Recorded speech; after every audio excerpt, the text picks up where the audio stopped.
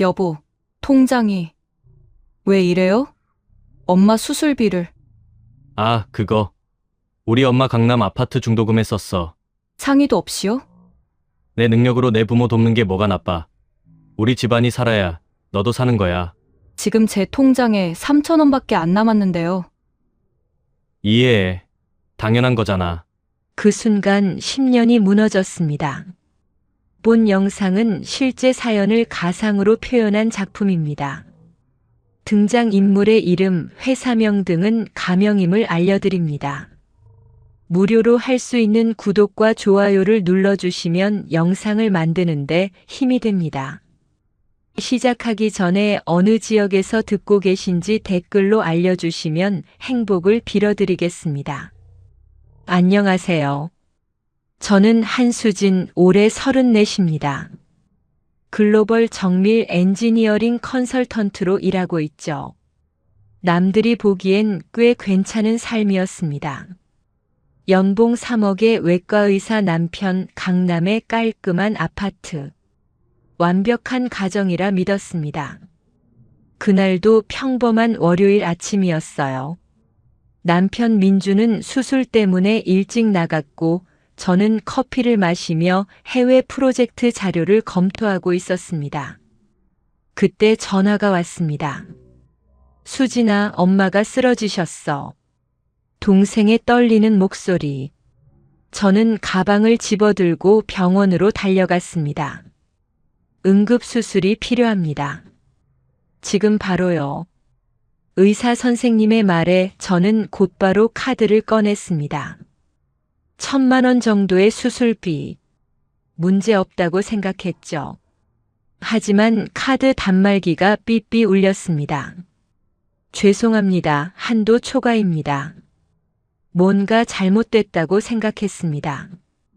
다른 카드를 꺼냈어요. 또 거절. 손이 떨렸습니다.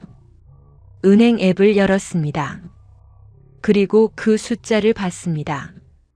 잔액 3,000원. 6년간 모은 적금도 매달 입금되던 제 월급도 모두 사라져 있었습니다. 저는 떨리는 손으로 민준에게 전화를 걸었습니다. 여보, 통장이 왜 이래? 아, 그거? 우리 엄마 강남 아파트 중도금 내는데 썼어. 내 능력으로 내 부모 돕는 게 뭐가 나빠? 전화기 너머로 들리는 그 뻔뻔한 목소리. 상의도 없이, 허락도 없이 10년을 함께한 아내의 돈을 자기 엄마에게 그냥 준 겁니다. 지금 우리 집안이 살아야 너도 사는 거야. 이해해. 저는 아무 말도 하지 못했습니다. 친정엄마는 응급실 침대에 누워 계셨고 저는 단돈 3,000원을 쥐고 서 있었습니다. 그날 밤 저는 결심했습니다. 다음 날 아침 출근하는 민준에게 말했죠. 독일 장기 출장 가기로 했어. 6개월. 뭐? 갑자기? 응, 갑자기. 저는 미리 준비해뒀던 캐리어를 끌고 집을 나섰습니다. 공항으로 가는 택시 안에서 휴대폰을 꺼냈습니다. 화면에 뜬 민준의 전화. 받지 않았습니다. 비행기가 이륙했습니다. 창밖으로 서울의 불빛이 점점 작아졌죠. 저는 조용히 미소 지었습니다. 게임은 이제 시작입니다. 독일행 비행기 안에서 저는 한 가지 준비를 했습니다. 민준이 모르는 일들을요. 인천공항을 떠난 지 12시간. 프랑크푸르트 공항에 내렸을 때 저는 이미 다른 사람이었습니다. 숙소에 짐을 풀고 노트북을 켰습니다. 시차 적응도 하기 전에 해야 할 일이 있었죠. 첫 번째 클릭. 민준 명의로 된 신용카드 3장. 결제 계좌를 모두 제 통장으로 연결해 뒀던 것들입니다. 자동이체 전부 해지. 두 번째 클릭. 시어머니 최말순 씨가 타고 다니는 벤츠 E클래스. 할부금 자동이체 중단. 명의는 시어머니지만 돈은 제 계좌에서 나가고 있었으니까요.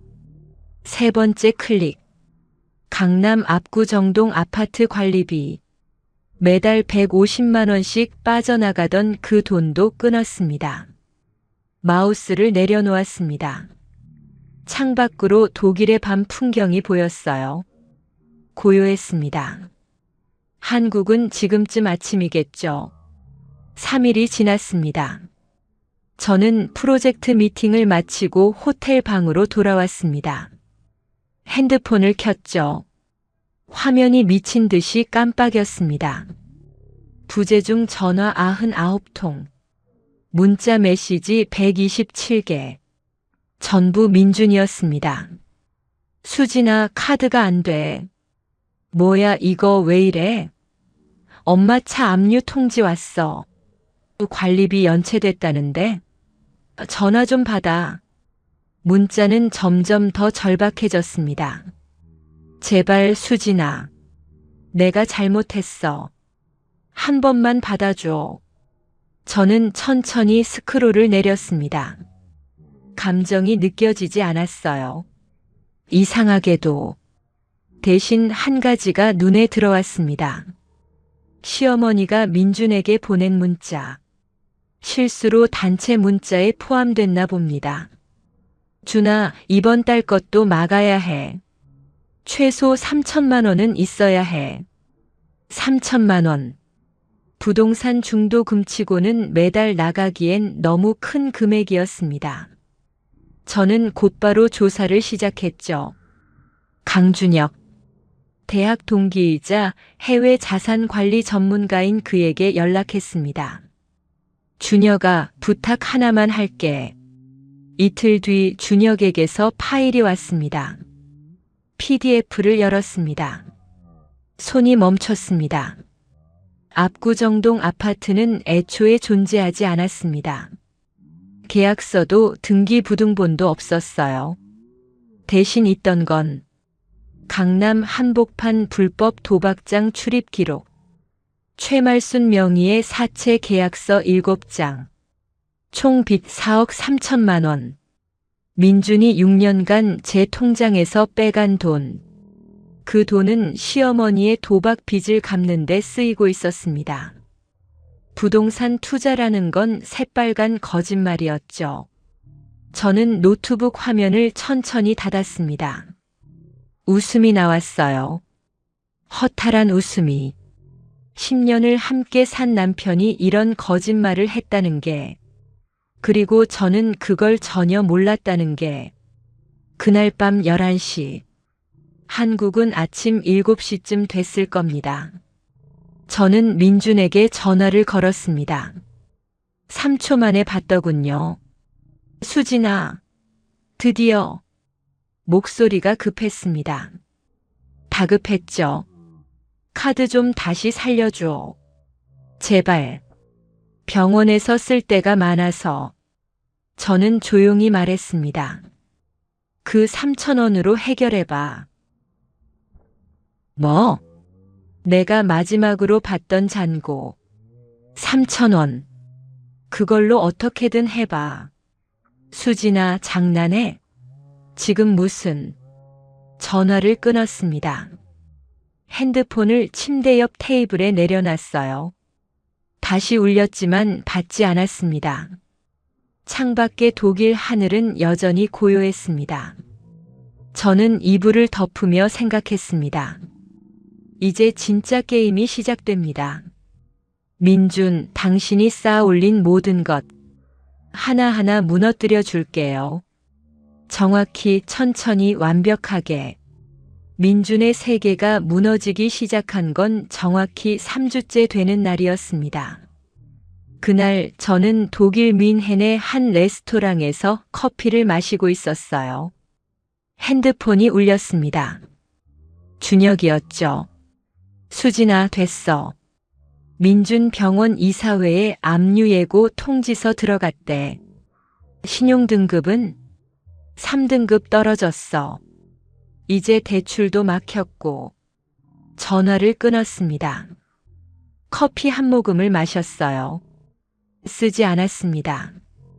그 시각 한국.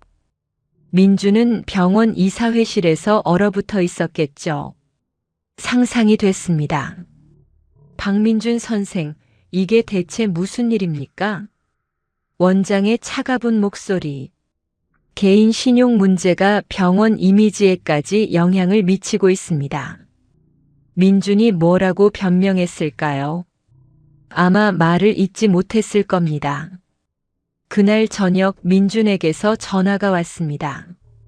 수진아, 나 좀 도와줘.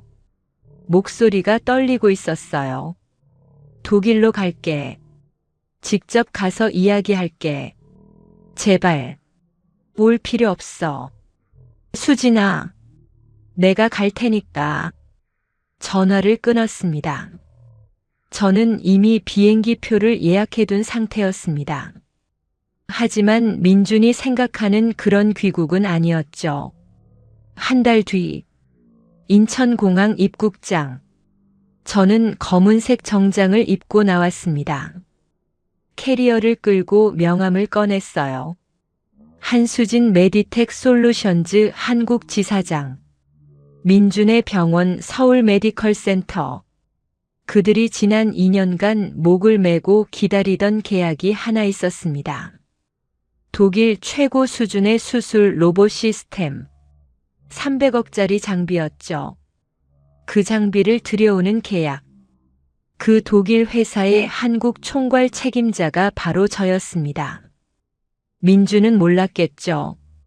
아내가 6개월간 독일에서 무엇을 준비했는지.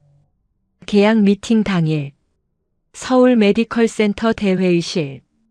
원장, 이사들 그리고 민준이 앉아 있었습니다. 문이 열렸습니다. 저는 미소를 지으며 들어갔어요. 안녕하십니까? 메디텍 솔루션즈 한수진 지사장입니다. 민준의 얼굴이 하얗게 질렸습니다. 수진아? 박민준 선생님 공식 석상입니다. 호칭 조심하시죠. 회의실이 순간 조용해졌어요. 원장이 어색하게 웃으며 말했습니다. 박 선생님과 아시는 사이십니까? 예, 잘 압니다. 아주 잘 알죠.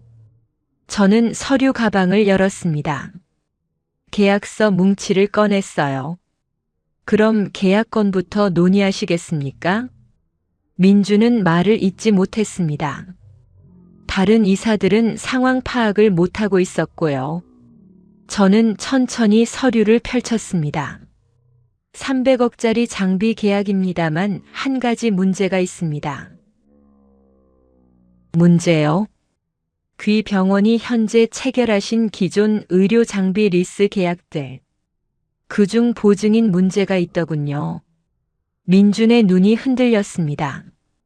저는 다른 서류를 꺼냈어요. 3년 전 체결하신 MRI 리스 계약. 보증인이 한수진으로 되어 있던데요. 그리고 작년 CT 장비도 마찬가지입니다. 총 5개 계약 모두 제 명이더군요. 회의실이 얼어붙었습니다. 박 선생님 혹시 배우자 동의 없이 보증을 선 건 아니시죠? 민준이 입술을 깨물었습니다. 저는 계속 말을 이었어요. 더 재미있는 건 제가 이 채권들을 모두 매입했다는 겁니다. 뭐? 지난 3개월간 독일에서 한 일이에요. 귀 병원의 리스 채권 전부를 인수했죠. 원장이 벌떡 일어났습니다. 그게 무슨 소리입니까? 쉽게 말씀드리면 이 병원의 핵심 의료 장비들, 그 소유권이 모두 제게 있다는 뜻입니다. 서류를 테이블 위에 놓았어요. 원하시면 지금 당장 장비 회수도 가능합니다. 계약서에 명시된 대로요. 민준이 떨리는 목소리로 말했습니다. 수진아, 아니 한 지사장님, 이러시면 안 됩니다. 왜요? 합법입니다. 정당한 채권 인수거든요. 저는 가방을 닫았습니다. 300억짜리 신규 계약 하실 건가요? 아니면 기존 장비부터 정리하실 건가요? 시간을 좀 주십시오. 3일 드리죠. 그때까지 답 주시기 바랍니다. 저는 자리에서 일어났습니다. 민준을 보지 않았어요. 회의실을 나서며 마지막으로 말했습니다. 아, 참고로 이혼 서류는 변호사 통해서 발송했습니다. 확인하시기 바랍니다. 문을 닫았습니다. 복도를 걸어 나오는데 뒤에서 민준이 뛰어나왔습니다. 수진아, 이럴 거야? 정말? 저는 멈춰 섰습니다. 천천히 돌아봤어요. 당신이 3,000원 남겨뒀을 때 생각 안 했어? 내가 어떻게 반응할지. 미안해. 정말 미안하다고. 미안으로 되는 거였으면 처음부터 안 했겠지. 엘리베이터가 열렸습니다. 저는 안으로 들어갔어요. 다음엔 더 조심해. 누구 인생이든 함부로 쓰지 말고. 문이 닫혔습니다. 3일이 지났습니다. 민주는 답을 주지 못했습니다. 아니, 줄 수 없었겠죠. 그 사이 한 가지 일이 터졌습니다. 그날 오전 10시, 서울 메디컬 센터 원장실에 낯선 남자들이 들이닥쳤습니다.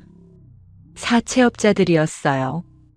최말순 씨 아들 박민준 맞죠? 민준은 당황했겠죠. 무슨 일이십니까? 어머니가 빚 4억을 안 갚으셨는데요. 아들이 대신 갚아야죠. 제가 왜 엄마 빚을? 보증 서 계시던데요. 여기 계약서 있습니다. 서류가 민준 앞에 던져졌습니다. 민준의 서명이 선명했어요. 3년 전 날짜로. 이건 제가 서명한 게 아닙니다. 법원 가서 하세요. 그 말씀. 그 시각 저는 강남의 한 카페에 앉아 있었습니다. 준혁이 마주 앉아 있었어요. 수진아, 이 정도면 됐어. 그만해. 아직 안 끝났어. 핸드폰을 꺼냈습니다. 메시지 하나를 보냈죠. 의료기기 회수 지시서. 서울 메디컬 센터의 모든 리스 장비 즉시 회수. 준혁이 한숨을 쉬었습니다. 넌 원래 이렇게 냉정한 사람 아니었잖아. 사람은 변해. 특히 3,000원 남았을 때. 그날 오후 2시 병원에 장비 회수팀이 들어왔습니다. MRI, CT, 수술 로봇 시스템 하나씩 뜯겨 나갔어요. 원장이 민준을 불렀습니다. 박 선생, 이거 해결 안 되면 사표 내셔야 합니다. 원장님, 제게 시간은 없습니다. 당장 내일까지 해결하시든지 떠나시든지. 민준이 나왔을 때는 이미 해가 지고 있었습니다. 그는 차를 몰고 집으로 갔겠죠. 강남 아파트. 현관문을 열었을 때 집은 텅 비어 있었습니다. 시어머니 최말순. 그녀는 이미 사채업자들에게 쫓겨 도망간 상태였어요. 거실 테이블 위에 쪽지 하나만 남아 있었습니다. 준아, 미안하다. 엄마가 너무 깊이 들어갔어. 나는 피해야겠다. 민주는 그 쪽지를 구겨 쥐었겠죠. 무릎이 꺾였을 겁니다. 그날 밤, 저는 민준에게 마지막 전화를 걸었습니다. 여보세요. 목소리가 죽어 있었어요. 수진아, 제발, 한 번만. 민준 씨.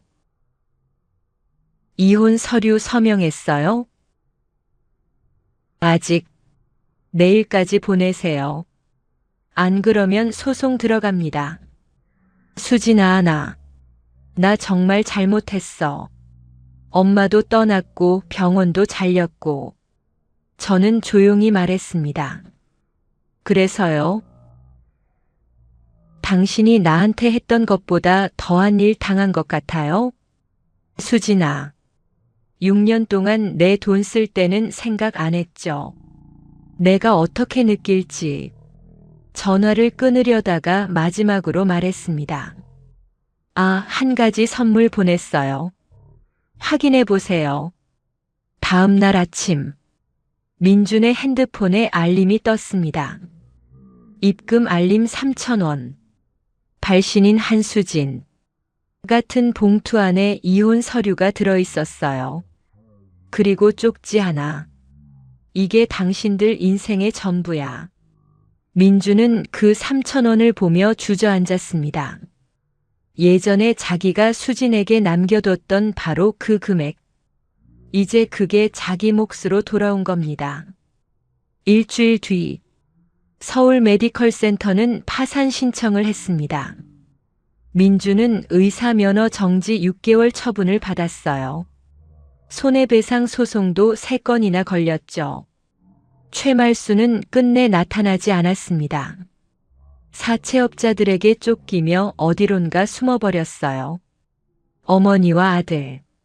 한때 한수진이라는 사람의 모든 것을 빼앗아갔던 그들. 이제 단돈 3,000원을 두고 서로를 원망하고 있었습니다. 인천공항. 저는 독일행 비행기 탑승구 앞에 서 있었습니다. 준혁이 배웅을 나왔어요. 수진아, 후회 안 할 거지? 후회요? 할 이유가 없는데. 그래도 10년을 함께 했잖아. 저는 고개를 저었습니다. 10년 함께 했다고 끝까지 당하고 살 순 없어요. 탑승 안내 방송이 나왔습니다. 준혁아, 고마웠어. 덕분에 깔끔하게 정리했어. 다신 한국 안 와? 글쎄요. 언젠간 오겠죠. 하지만 그땐 전혀 다른 사람으로. 짐을 챙겨 들고 걸어갔습니다. 탑승구를 지나며 뒤돌아봤어요. 한국. 제가 10년을 바쳤던 곳. 하지만 이제는 아무것도 남지 않은 곳. 비행기에 올랐습니다. 자리에 앉아 창밖을 봤어요. 이륙 준비가 시작됐습니다. 핸드폰이 마지막으로 울렸습니다. 민준이었어요. 받지 않았습니다. 전원을 껐죠. 비행기가 천천히 움직이기 시작했습니다. 활주로를 달리고 하늘로 떠올랐어요. 창밖으로 서울의 불빛들이 점점 작아졌습니다. 저는 눈을 감았습니다. 이제 진짜 자유입니다. 잔고 3,000원으로 시작된 심판. 그 심판은 이제 끝났습니다. 그리고 저는 한수진은 새로운 삶을 시작합니다. 3개월 뒤, 민준에게 한 통의 소포가 도착했습니다. 발신지 독일 뮌헨. 안에는 사진 한 장이 들어있었어요. 수진이 새 회사 건물 앞에서 웃고 있는 사진. 뒤편으로 메디텍 솔루션즈 간판이 보였습니다. 사진 뒷면에 글씨가 적혀 있었죠. 잘 살아요. 그 3,000원으로. 민주는 사진을 구겼습니다. 하지만 곧 펼쳤어요. 그리고 한참을 바라봤습니다. 자신이 잃어버린 것이 무엇인지 이제야 알았을까요? 이야기가 감동적이었다면 구독과 좋아요 눌러주시고 주인공에게 응원의 댓글도 부탁드립니다.